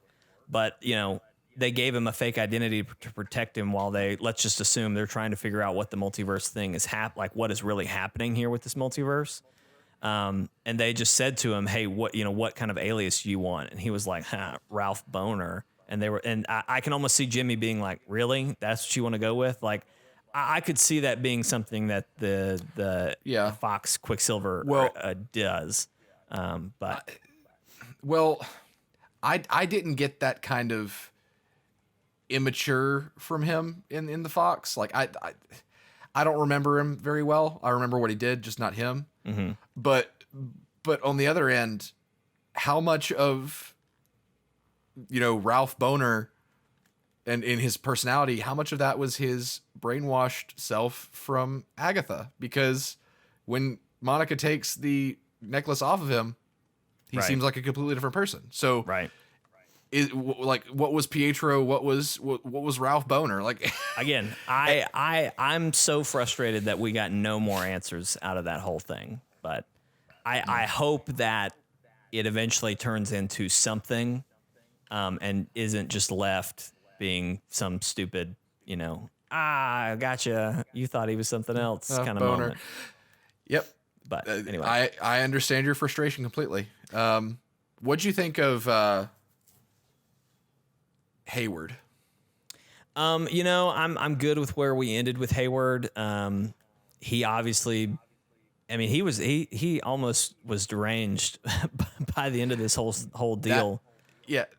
That's why I'm gonna say I hated him. Like, not in the sense to where it's like, well, duh, Steven, he's the villain. No, I hated his existence. Yeah, because there's a lot of questions that I have with him because. First off, how did he become director? Like, what is his deal? Is Nick Fury director of Sword and Shield? How does that work? Is Hayward like a stand-in from him? There's a whole lot about Shield that I just don't fully understand. And again, around the time Pietro had his episode, when Hayward revealed himself as just a mustache twirling villain, that's when I was like, I don't like this character because he has like no depth. He seems like he's fine in the first episode that we see him in. And then suddenly he's just off the rails, complete a-hole, serving the purpose that the plot needs him to serve as the villain. Like it felt like, how in Alan Wake's review that I did for Forward Compatible, I said that part of the reason why the villain dialogue could be so bad is because you could argue that Alan was writing all of the dialogue because he was rewriting the town. And so maybe he's just bad at writing villain dialogue. It felt like that, but we don't have the out. Right. To where it was just like the plot decided who he was and why he did what he did. And at the end, he really was just like, the FBI will never prove it. I've done everything perfectly. Like, it was just like, who is this guy? Why are you here? It just felt like he was completely unnecessary. Yeah. Yeah. I still, I don't understand where he landed, why he landed how he did. Yeah. He just felt like the show does suffer from excess plot or excessive characters, I guess. And he is probably the biggest one at fault for that. Like, it just, as far as characters, I think the show could have done basically everything without. Hayward is like towards the top of that list. Darcy is even closer to the top of that list. I like Darcy. I hate her. I agree. She's so annoying. We could have done without her. Yeah. I don't know. Like, and it sounds like I'm sour on the show. I'm not. I love the show. Yeah, overall. Yeah. But I do. I said from the beginning, this show, I have to see how it ends before I could say if it's good or not, because they've been laying a lot of seeds, and I need to see what they do with that potential. And the part where it was just like, where I felt just a weight lifted off of me was Agatha. That was the moment where I was like, okay, they can pretty much do whatever they want from this point on. But because they are embracing Agatha Harkness as a character, they are embracing the existence of magic, we're good. Like that, at that point, I was like, I'm fine. You can do whatever you want with Pietro. And so to an extent, I feel like they did deliver on the most important stuff, but they did do a lot of just completely pointless things that didn't need to be there. But it in the end, I don't think it harms the show as a whole. There's a lot of stuff where it's just like, okay, that was pointless. But the journey overall was good. Where we landed was good. Exactly. And I think for me personally, I feel like I really just missed the whole point of the show until later on. And I really think, I think it was last episode where we kind of went on the flashback and saw the origin of the Scarlet Witch. Yeah. When Vision said the line, what is grief if not love persevering? I feel like that was really the whole point of the show. That's the thesis statement of the entire show. Yeah, absolutely. That was what it really was all about, was that this is time for Wanda, who doesn't have her own movie, and Vision, really, who didn't have his own movie, who were both introduced in a movie and really have just kind of always been a side character in the movies. Beloved side characters, but still, mostly just side characters. This was time to flesh out both of them and who they are and what they're doing, and more specifically, I think, towards Wanda, especially towards who is she really? What is here's her origin story, but also here's her dealing with this grief. Yeah, that she hasn't really had the chance to fully flesh out her despair, because we see it in Infinity War, and then she gets blinked, and next time we see her, she's kicking Thanos' ass. So we don't really get the time to understand what she's going through. So that was really the point of the show, and I personally missed that. And also, it was kind of like, I think the term is bottle episode. Community used this term. It in some parts, it did feel like, to explain the term that I think I'm referencing, is where you get two characters in a room and you see if, or multiple characters in a room, and you see if a story can be supported by the weight of their character alone. In a way, a lot of the stuff, specifically the sitcom stuff, I think, did feel like a bottle episode for those two characters to see if their relationship, their love, was believable or endearing enough to latch us on. And I think it did that successfully. Right. Paul Bettany and Elizabeth Olsen have great chemistry. They are actors to look out for, I think. Paul Bettany, we already knew that about, but Elizabeth Olsen, it was really nice to see her flex her chops. Just like how committed they were to the bit, seeing how, I don't know, seeing them be basically 4 different generations of actor types was very impressive. Right. And I think there's a lot to be said for that. And if you look at it in terms of was this a bottle series from that logic, I would say that in a way it was. And the reason we got all the extra that we did was their failsafe of in case people don't feel like their relationship is endearing enough to support the weight of the series, let's get people thinking and questioning and all that kind of stuff. You know, what's really going on. Yeah. But I feel like they have succeeded on the intrigue part, but they definitely succeeded on the thesis of showing these two characters, these two characters and just showing their grief and why it like it was so hard for them. Like really, like I really do think it was the episode before, the penultimate episode, where I was just like, this show did it. This show got it. It did what it was wanting to do, I think, effectively. And this episode just kind of felt like, again, if you look at it from two sides, the penultimate episode, episode 8, was paying off why was this show made, and the final episode was paying off on all the extra crap that they gave us that they may not have necessarily needed. Right. All right, let's jump into kind of starting to get to the rest of this. So, Agatha, let's talk about where we landed with Agatha. Great final fight between her and Wanda. We learned a lot. We learned a lot last episode about Wanda, but also we continued to learn a good bit about what the Scarlet Witch is supposed to be. We find out that Agatha does indeed have the Darkhold, which is the Book of the Damned. Still in question if it's a book that was stolen from wherever. I would say it almost certainly was. I think it is all but confirmed at this point. Let's have a moment of silence for probably the third, fourth time for Agents of S.H.I.E.L.D. and how Agents it's not of S.H.I.E.L.D. canon. does not matter. I had somebody was talking to me and they were like, well, you know how Agents of S.H.I.E.L.D. brought back Coulson. What if blank? And I was like, you know what? Stop. I wouldn't bet anything off of something from Agents of S.H.I.E.L.D. Like, I'm pretty sure that is dead in every way. They will probably not use any ideas that came out of that. So the Darkhold is probably just one example of something that is going to last, but not because of Agents of S.H.I.E.L.D. being good. So anyway, we got the Darkhold. The Darkhold apparently talks about the Scarlet Witch and how she's more powerful than the Sorcerer Supreme. Man, I told you they were going for a Phoenix storyline. It very much, and because it says she's destined to destroy the world. Yeah, like it feels like they're going Dark Phoenix, which is interesting. So what do you make of that? Is that a good thing? Is that a bad thing?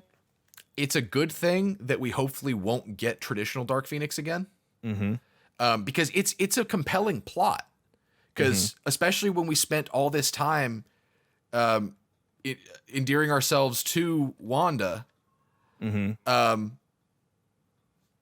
Sorry, I accidentally sat down in the game, and I'm actually playing with my brother right now because he needed help with a boss fight, and so we're communicating without communicating. But we've been spending all this time endearing ourselves to Wanda, and for them to take the route of, like, full well that this power that you have it's going to try to use itself for bad things. That's a compelling story to tell. Dark Phoenix is the quintessential Marvel version of that story, but that story does not belong to Jean Grey. And I think that they're definitely going to make this their version of Dark Phoenix, which makes more sense with the MCU, like considering the MCU and where it is. Right. And I think I'm okay with that. Because, again, it forces them to be creative. If they're going to use Jean Grey, it forces them to make her not the Dark Phoenix girl, which is all they've done with her since she's been in movies. So I think I'm okay with it because also it could be heading towards a more magic-centric story. And I love Doctor Strange. I want to see more of him. I just hope they don't make him a wuss. Right. Because we've seen what Doctor Strange can do in Infinity War. I want that Doctor Strange. I was going to say, I don't know how they could make him a wuss after that. That was crazy, all the stuff he I did, just don't want them to he should have been spending all these years, learning, coming closer to being the Sorcerer Supreme, unless if we suddenly have, I don't know if that'd be a retcon or just a background development where, Stephen Strange has been the Sorcerer Supreme this whole time. We haven't been told that. Right. But I don't know what they're doing there. But I want them to make it to where, like, give it an Anakin Obi-Wan kind of situation to where Obi-Wan knows Anakin's more powerful than him. That's the reason he won their fight, because he grounded himself in the reality that was the situation, and Anakin was blinded by his power. Give it that kind of situation to where it's not just Scarlet Witch is just better than him in every way, because Doctor Strange is and needs to be the authority on magic. Right. Don't give that to Wanda. Don't sacrifice Strange just to lift up Wanda. You can lift up Wanda without sacrificing Strange. Right. Yeah. Again, another thing that Marvel does, unfortunately, is sacrificing characters to lift up others. And I just don't think that's necessary. Well, I think you can definitely show Yes, that you can. that Doctor Strange is powerful and very, is a key player. But then also show that, Wanda has definitely more raw power. Yes. That's what I hope they do. But don't just outright make it to where it comes to a point where Strange is just like, well, Wanda's just better than me in every single way. I have literally nothing I can do against her. Like, sure, she's more powerful, but like, Strange is the authority on magic. Don't take this character who is going to have roots in being a mutant soon, probably, and don't have her dip her toes in two different pools, but in one pool that she doesn't have, that she shouldn't be the authority of. Don't have her, be doing that. Like, if she's going to be a mutant, let her be a mutant and a sorcerer sometimes, but don't have her be like this all-powerful mutant, and also make it to where Doctor Strange has no point in existing. Right. And I'm not saying that's what they will, but I'm just saying that I really hope they don't. That's a fear. Yeah. That's a fear of mine. So that was cool. I liked how the runes kind of came full circle. Yeah. I didn't like the fight until that point. And when it was showing the Hex getting hit and everything, I was kind of like, okay, she's totally doing something. I really liked how they did that, the runes thing. Because without the runes moment, it did just kind of feel like another laser battle in the sky, and we'd already gotten one of those with Vision. But using the runes, I liked that a lot. I thought that was very clever, and it shows that she's a quick study, which is very important a for quick sorcery. study, because she also learns astral projection by the end of the episode. So yeah, that did feel a bit Mary Sue-ish, but it's whatever. It's whatever. Like, she's one of those characters that can break that kind of that whole kind of deal, because she's not only got part of the Mind Stone within her, she's supremely powerful. Like, she's one of those characters that you do get a lot of the effort behind the affinity, to where you see why and how, like, it takes time for her to get to where she is. So it doesn't bother me that much. And besides, Strange mastered astral projection really quickly too. So, yeah. I'm sure there was just a note in the Darkhold that was like, "Hey, by the way, astral projection is a great way to burn through this prologue. Book." This book is dedicated to Tom. He always doing an astral project. By the way, there's this thing called astral projection you can do. So, I'm very excited to see where we get where this goes from here. I loved how she finally became the Scarlet Witch. Like, we got her costume and everything. Great costume. Although all these Marvel costumes are they all look like they're made of the exact same material. They do. They have. But it was great. Have a theme it was a great going. costume, because they took the Scarlet Witch costume and didn't just make it about her looking like a tramp. Like, they made it look like it was reserved, which is very her, but it also looked like Scarlet Witch. Yeah. I like how her crown kind of started. It first manifested through magic. That was really cool. So just a good moment all the way around with her. So I guess that's really. I like that Agatha wasn't killed. I like that she just kind of gave her, as she put it. She's like, "I'm going to give you the role you chose. You're going to be the nosy neighbor. Yeah. And you're just gonna, you're gonna live confused until I need you." And I hope what that plays out to is we're gonna get more Agatha. We will down the line. Like, even seeing their relationship. Agatha wasn't just a straight up mustache twirling villain at any point. Like, she was teaching Wanda as they were like in opposition. They had an interesting dynamic as antagonists, and I liked that. That was really good. Because even when they were fighting and she was trying to get her to use her powers, right, to drain them, like she revealed to her what she was really doing to the townsfolk, and she even says the line, she's like, heroes wouldn't do this. Yeah. Although, just a quick footnote, when Wanda accidentally started choking the entire town, did it oddly play heroic music, or was I just hearing things? Oh, I don't. If it did, I didn't pick up on it. I would rewatch that funny. part. Like it was semi-triumphant music while she's accidentally choking this entire town, or at least that's what I heard. I could be just completely hearing things. Well, I do think that's another great scene. In addition to several great scenes with her. Across the movies, talking about, I wonder if they're doing a Jean Grey thing with her, because her powers throughout the movies and now the show have always been on a delicate balance of I'm trying to do good, but I'm also accidentally hurting people. So I think this is a great, again, just kind of if that is where they're going, the groundwork has been well laid. I think so too. It. It makes sense, just thematically, but also like it's interesting because with Phoenix, everything took a cosmic turn because the Phoenix is a cosmic entity. But with this, we could almost be getting a spin of, rather than being rooted in the cosmic stuff, rooted in magic. It's rooted in magic and other dimensions. And that's way more interesting to me because we haven't gotten something like that yet. And if you're going to go into multiverse kind of stuff, this is how you do it. You got your kind of long-term thing where eventually Wanda probably will be a threat, or something to that extent, to where I just hope they pay that off. I guess, like, Dark Phoenix was powerful in the comics and in the animated series. Well, animated series is where I know it from. I assume it was in the comics. But in the original animated series, Dark Phoenix was so important because we saw Jean go bad. She actually was turned for a bit. And so, like, give us the consequence. Don't just, again, pull a Captain Marvel and be like, Carol, control your emotions, and have her never show emotions.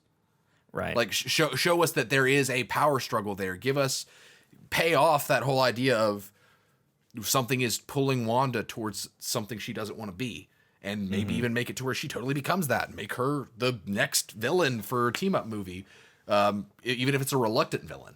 Just give us something. Don't just make us think that it's going to be something and then make it nothing.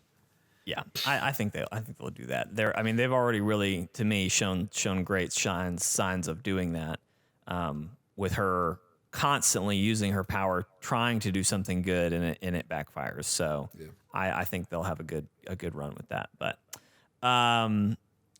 overall, I really enjoyed the show. I really enjoyed where it landed. I hated. Let's talk about this. So Billy and Tommy and Vision, of course, they all left. They're gone now. Obviously, we think original Vision is still out there, could very easily make a return. Where do you think Vision went? I really don't know where he went. I've heard a lot of people think that he went to Wakanda, because that's where he remembers being last. Which, like, I'll take that answer, but who really knows? I don't know why. I don't see why he would have gone to Wakanda, really, but I'll take whatever. Some people have also pointed out, like, well, Shuri, was starting to separate him from the Mind Stone. So, maybe he was going there to see if she could help him, recover any more of his mental state. But I don't know. I'll take whatever they give me with that, at whatever point. But I don't know where he went. I don't think this is the end for Billy and Tommy either, though. It's not. I definitely think, we see in the end credits when she's looking through the Darkhold, right? We hear, I forget if it was Billy or Tommy, but one of them, it was both, crying out saying, "Mom, help us." According to the captions, it was both of them. Gotcha. I definitely think, Multiverse of Madness probably. I think will at least that will be part of what's going on. Maybe I doubt it'll be the full thing or even like the main thing that's happening, but I do think that's going to be part of what I think that's going to be what Wanda is in the movie for. You know what I mean? Like, I think she's. I honestly expected the end credit scene to be her on Doctor Strange's doorstep saying, "Teach me." Really kind of disappointed we didn't get any kind of Doctor Strange set up directly. I hope and think that Multiverse of Madness is going to start with their relationship already having been established, to where like it's just understood that they have a master teacher relationship. If that's what they're going for in the movie, because I don't want them to have to make their acquaintance on screen. Like, I don't care. Like we both know their motivations. We both we don't need to see Strange's reaction to the fabled Scarlet Witch. Like we don't need that. Like, just don't treat us like toddlers. Don't waste time in the movie giving us that unnecessary exposition. Just, because that movie, we have a lot of expectation of what that movie's going to do. It's going to have its work cut out for it. Right. So don't spend this time making acquaintances for characters that have already met. Have they met?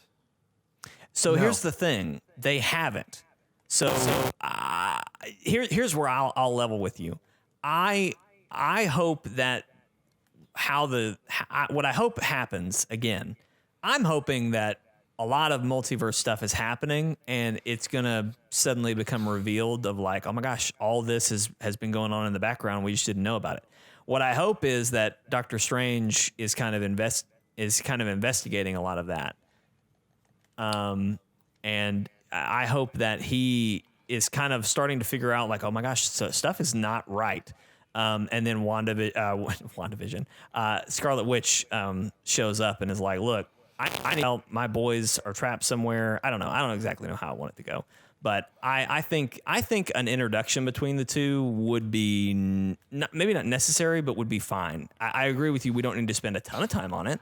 But they have fought, but we don't need to rehash a ton of it. But they do need to know who each other are. My worry with that is like, where can you reasonably put an introduction between the two of them without it being early in their relationship? And so like, why would we get a flashback to when they met if they weren't meeting in the movie? Like, just unless we get some information through Loki or through Winter Soldier, one of these that's coming out, unless we get some fill-in information where we do see Strange and Wanda meet up, or we hear that like, oh, well, yeah, where's Wanda? Well, she hooked up with Doctor Strange and they're working on blah. Like, I do think the movie's going to have to open somehow with them meeting. I don't think we can, again, unless there's some sort of conversation happening in other mediums. I guess you could do we know that they've met. I guess you could do the opening scene where it's them meeting, and then it just time skips. I'd be fine with that. But yeah. I think they've got to show some sort of them meeting and establishing, hey, I need your help. They also really need to explain themselves as to why they've been just not utilizing Doctor Strange with all this stuff going on. Because I am so shocked he didn't. And I found myself saying this too. I'm glad he didn't show up in the final fight, right, with Agatha. I think that would have been a horrible way for that to have ended. But I do wish it had ended, because Agatha even said something along the lines of like, you've got all the power, honey. What you lack is knowledge, right? And the payback to that was she's learning from you, Agatha, that she can use runes against you. But what I really was kind of hoping that line was going to mean was that after this fight was done, she was going to go to Doctor Strange as the only other magic user you assume that she knows about. And And I was really, really hoping and expecting that would be how that ends. So I don't know. I think they are bracing themselves for the fact that not everyone is going to watch this show, which I think is wrong. I think anyone who's a Marvel fan has watched this show. And as long as they don't do what they did with Agents of S.H.I.E.L.D., which what I mean by that is, not let that let that just be a thing and not ever matter. As long as this show matters, which at this point I think it does, like Vision is going to be back in a movie at some point. And people are just going to have to know that happened in a show. Right. So I don't know why they wouldn't have just let them meet in a show. Because then you could start the movie, Steven. Then you could start the movie and say, hey, they've been working together. They've been training together. Right. Because they met at the end of WandaVision. Yeah. Then they could have done that and not have been an issue. I just don't want them to waste time on like their early relationship. Like, because, and that's it. Like, I'm fine with seeing like how they meet and whatnot, but it's just such a bloated movie, just conceptually. Mm-hmm. So don't give it more bloat and focus on building a relationship between these two characters as if they don't know one another, because at that point, I mean, we know them, so why do they need to get to know each other? What purpose does that serve other than learning more about the characters themselves? And Doctor Strange already has this sense of like kind of knowing everything because he keeps his ear to the ground. So like, you're not going to surprise him. Right.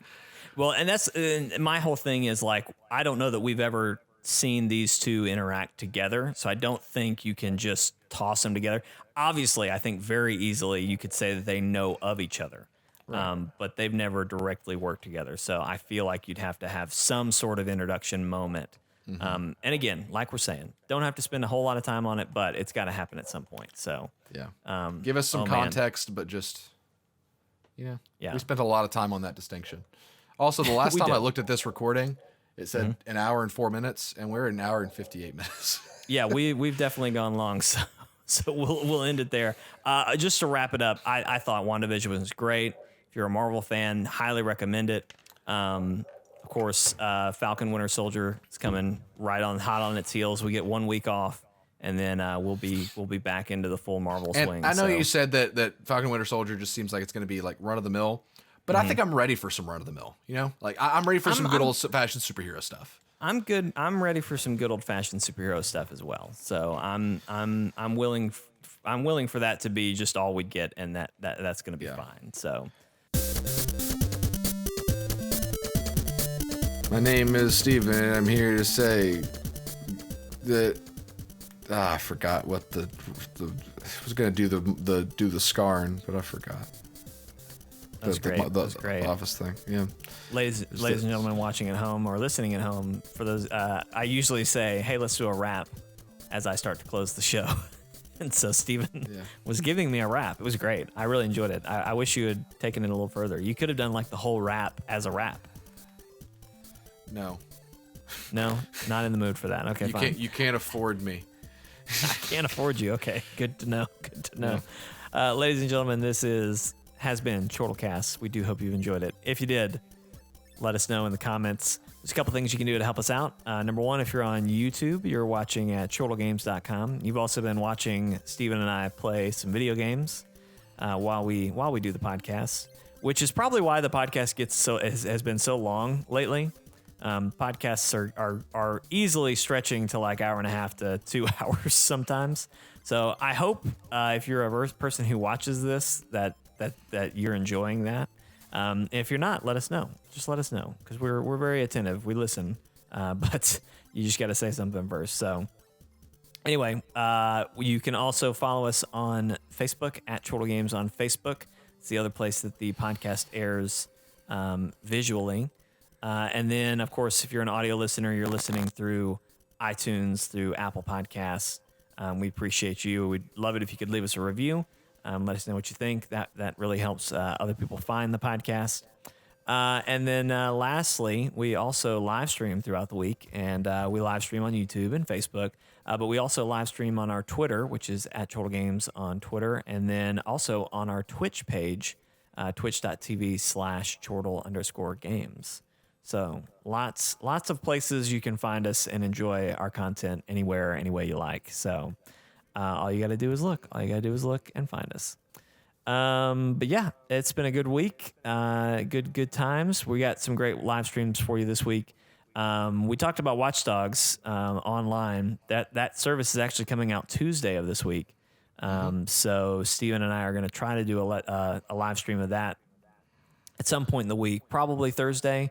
We typically live stream on Thursday, Friday, and Saturday, typically around 7 o'clock Central Standard Time. I really hope it doesn't suck. I really hope it doesn't suck too, Steven. We're going to try to do Watch Dogs Legion for the live stream Thursday.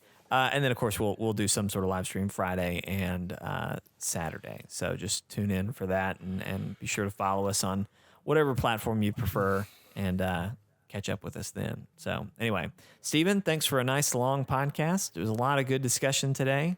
Really, really enjoyed it. And ladies and gentlemen, we'll see you in the live streams this week. Bye. Bye.